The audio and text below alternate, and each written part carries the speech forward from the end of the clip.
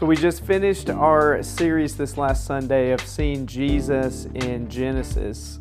And this week on Sunday morning, we're going to move to the second book of the Bible, the book of Exodus. And Exodus centers around an event that is known as the Exodus event, where the Israelites are led by God through Moses out of the land of Egypt where they had been enslaved.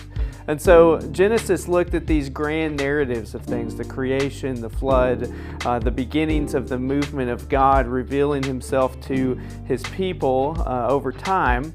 We saw many stories, many people involved in that book. But in Exodus, we see one guy in particular named Moses who God begins to speak to.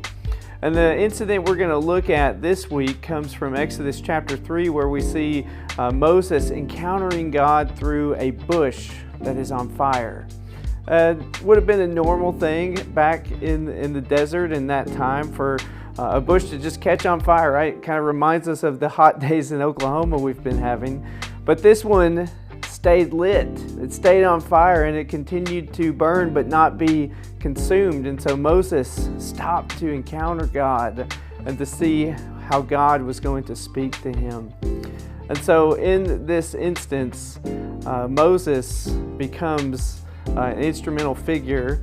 And in this event that we're going to see, this Exodus event, it parallels what Jesus does for us in the New Testament in bringing salvation to the people of God. So we're going to be looking through the book of Exodus and seeing where we can see Jesus in that story as well. Hope you join us on Sunday morning. God bless.